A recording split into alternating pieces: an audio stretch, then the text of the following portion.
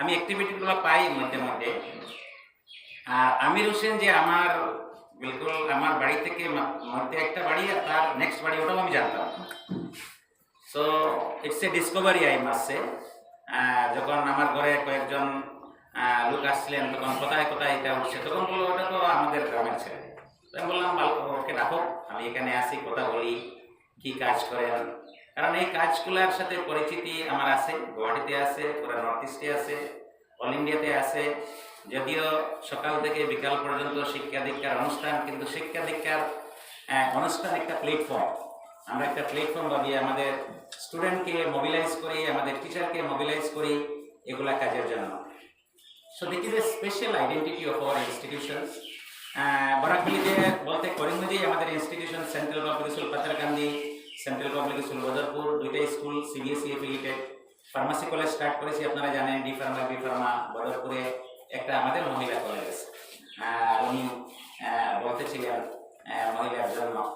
আর আপনি আরো খুশি হবেন, আমাদের যেটা ইউএসটিএ, যেখানে 5000 স্টুডেন্ট আছে, এখানে 57% গার্লস স্টুডেন্টস, আর ফ্যাকাল্টি নিয়ারলি 70% ওমেন্স ফ্যাকাল্টি। তো ওইটা তো হয়ে গেছে। এখন আমার ভয় যে ওখানে আমাদের পুরুষের সংখ্যা কম হয়ে গেছে। সো কয়েকদিন পরে হয়তো পুরুষরা বলবে যে it is a discrimination for the man. So anyway, main উদ্দেশ্যটা হইল যে কোনো ভালো organisation, we developed our understanding at ERD Foundation. In any institution, we always try to become the partner of any good assignment.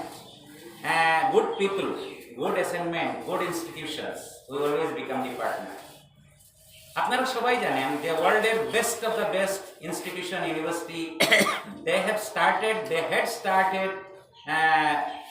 peace studies, peace and conflict resolution department in many institutions, because it is the need of the hour, and day by day it must be minimized, but it is increasing.